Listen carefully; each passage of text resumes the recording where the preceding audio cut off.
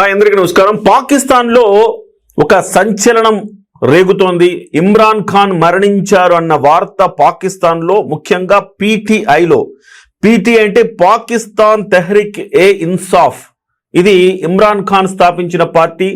ఈ ఇమ్రాన్ ఖాన్ స్థాపించిన పార్టీలోని కార్యకర్తలు ఆందోళనకు గురవుతున్నారు. ఒక జర్నలిస్టు ఇచ్చిన సమాచారంతో ఇమ్రాన్ ఖాన్ బతికే ఉన్నారా అన్న ఒకే ఒక్క ట్వీట్ తోటి మొత్తం పాకిస్తాన్లో ఒక రకమైన ఆందోళన చెలరేగింది. అయితే తాజాగా వస్తున్న సమాచారం అనుసరించి, అంటే ఇంతకుముందు చాలా సందర్భాల్లో ఇమ్రాన్ ఖాన్ బతికున్నారా చనిపోయారా అనే అంశాలు రకరకాల స్పెక్యులేషన్స్ వచ్చాయి. కాకపోతే ఇమ్రాన్ ఖాన్ బతికున్నట్టుగా ఆధారాలు అయితే లభించలేదు.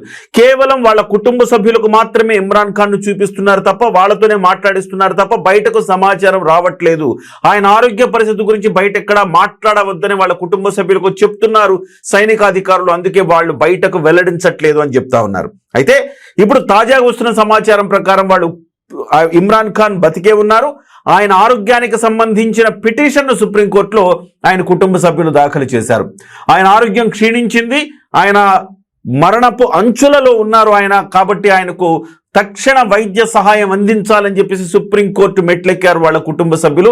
వెంటనే సుప్రీంకోర్టు దీని మీద స్పందించింది. వెంటనే ఆయనకు ఇంటర్నేషనల్ హాస్పిటల్, షిఫా ఇంటర్నేషనల్ హాస్పిటల్కి ఆయన తరలించి మెరుగైన వైద్య సదుపాయాలు అందించాలని చెప్పేసి సుప్రీంకోర్టు ఆర్డర్ ఇచ్చింది. 48 గంటల్లో ఇమ్రాన్ ఖాన్ షిఫ్ట్ చేయాలనేది ఆర్డర్ సారాంశం. అయితే ఆయన అనేక ఆరోగ్య సమస్యలతో బాధపడుతున్నారు. 73 ఏళ్ల ఇమ్రాన్ ఖాన్ మనందరికీ, చాలా మందికి 1980లు 90లు 1970ల్లో పుట్టిన వాళ్ళందరూ కూడా ఇమ్రాన్ ఖాన్ సుపరిచితులని చెప్పాలి. 1992 వరల్డ్ కప్ పాకిస్తాన్ గెలవటంలో కీలక పాత్ర పోషించారు. ఒక ఫాస్ట్ బౌలర్ గానే కాకుండా ఒక బ్యాటర్ గా, ఒక ఆల్రౌండర్ గా పాకిస్తాన్ క్రికెట్ చరిత్రలో ఇమ్రాన్ ఖాన్ పేరు అనేది ఒక సువర్ణాక్షరాలతో రాయదగిన పేరు అని చెప్పాలి. అలాంటి ఇమ్రాన్ ఖాన్ 1992 తర్వాత ఆయన రిటైర్మెంట్ ప్రకటించారు వరల్డ్ కప్ గెలిచిన తర్వాత. ఆ తర్వాత ఆయన 1996లో పాకిస్తాన్ తెహ్రీక్ ఏ ఇన్సాఫ్ పీటీఐ అనే ఒక పార్టీని స్థాపించారు. అయితే మొదట్లో ఆయన పెద్దగా విజయాలు సాధించలేదు. ఆ తర్వాత ఆయన ఒక్కొక్క సీటు సాధిస్తూ ఆయన విజయాలు సాధించారు. 1997లో ఆయన ప్రారంభమైంది ఆయన పోరాటం. తొలి ఎన్నికల్లో ఒక్క సీటు కూడా ఆయన గెలవలేకపోయారు. 2022 ఎన్నికల్లో మొదటిసారి ఒక్క సీటు గెలిచి ఆయన మాత్రమే పార్లమెంటుకు వెళ్ళటం జరిగింది. ఆ తర్వాత 2013లో, అంటే ఆల్మోస్ట్ అక్కడి నుంచి పోరాటతోనే వస్తూ ఉన్నారు. 2013లో ఆయన ప్రధానంగా అవినీతికి వ్యతిరేకంగా ఆయన పోరాటం చేశారు. ఆ పోరాటానికి మెచ్చి కొన్ని సీట్లు అయితే ఆయన సాధించగలిగారు. అలాగే 2018లో నయా పాకిస్తాన్, అవినీతి లేని పాకిస్తాన్ అనే ఒక నినాదంతో ఆయన పోరాటం మొదలుపెట్టారు. 2018లో ప్రజలు మ్యాండేట్ ఇచ్చారు, ఆయన గెలిపించారు, ఆయన ప్రధానమంత్రిగా బాధ్యతలు చేపట్టారు. 1996లో ఆయన పార్టీని పెడితే 2018లో ఆయన అధికారంలోకి వచ్చారు. అంటే దాదాపుగా 22 ఏళ్ల పోరాటం తర్వాత ఆయన ప్రధానమంత్రిగా ఆయన బాధ్యతలు చేపట్టారు. కానీ పాకిస్తాన్లో ఏ ప్రభుత్వం ఎన్ని రోజులు ఉంటుందో మనకు తెలియదు కదా. సో ఆ రకంగా ఆయన 3 సంవత్సరాలు తిరగక ముందే, 3 సంవత్సరాలు అంటే 1900 యాదృచ్ఛికమే ఇవాళ మనం ఈ విషయాన్ని మాట్లాడుకుంటున్నాం. 2018 ఆగస్టు 18న ఆయన బాధ్యతలు తీసుకున్నారు. ఈ వీడియో కూడా మనం ఆగస్టు 18 చేస్తున్నాం. 2018 ఆగస్టు 18 ఆయన బాధ్యతలు తీసుకున్నారు. ఆ తర్వాత 2022 ఏప్రిల్ 10న అవిశ్వాస తీర్మానం ద్వారా ఆయన్ని దింపేయడం జరిగింది. సో ఆయన పాకిస్తాన్లో ప్రజాస్వామ్యం పరిఢవిల్లాలి, సైనిక పాలన మీద పూర్తిగా నియంత్రణ విధించాలి అన్న ధోరణితో ఆయన వెళ్ళటంతో సైనికులు ఆయన పరిపాలన మెచ్చలేదు, ఆయనకు వ్యతిరేకంగా తయారయ్యారు. ఇవాళ కూడా ఆయన జైలు పాలవ్వటానికి ప్రధానమైన రీజన్ సైనిక ప్రభుత్వాలను ఆయన ఎదిరించడమే అని చెప్తా ఉంటారు. ఆ తర్వాత ఆయన 2022లో ఆయన బయటకు వచ్చేసారు. ఆయన పదవీచ్యుతుడిని చేశారు. అయితే 2023లో ఆయన మీద అనేక కేసులు బనాయించారు.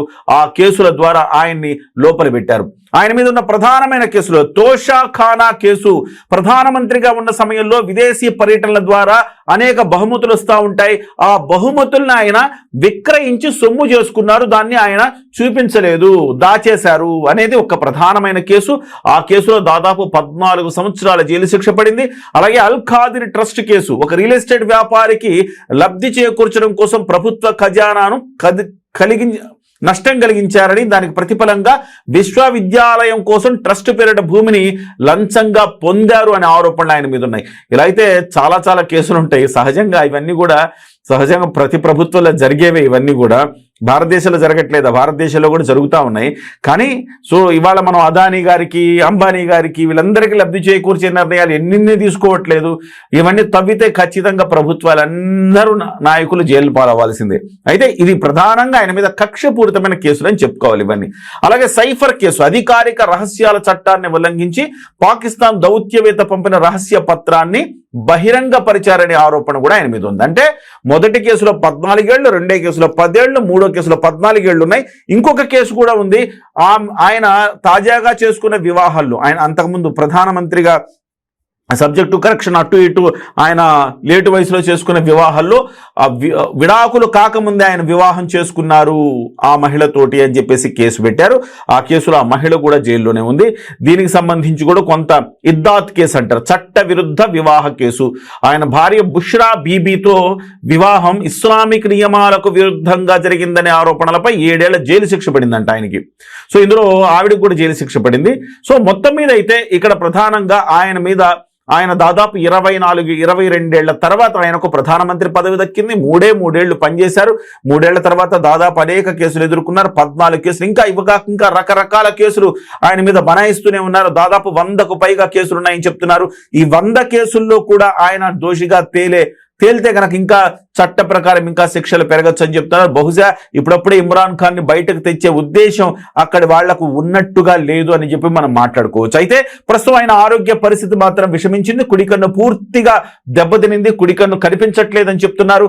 అట్ ద సేమ్ టైం ఆయన ఒంటరిగా దాదాపు 3 ఏళ్లకు పైగా ఆయన జైల్లో మగ్గిపోవటం కారణంగా మానసికంగా ఒత్తిడికి లోనైపోయి ఆయన అవయవాలన్నీ కూడా దెబ్బతిన్నాయని చెప్తున్నారు. అసలే వయసు 73 సంవత్సరాలు. బహుశా ఇమ్రాన్ ఖాన్ మళ్ళీ రాజకీయాల్లో యాక్టివ్గా ఉండే పరిస్థితి అయితే కనబడట్లేదు. బహుశా వాళ్ళ వారసత్వం ఏమైనా ఆ రాజకీయాలు నడిపించాలి ఆ పార్టీని తప్ప ఆయనైతే రాజకీయాల్లో మళ్ళీ యాక్టివ్గా కనిపించే అవకాశాలు చాలా తక్కువ కనపడుతున్నాయి.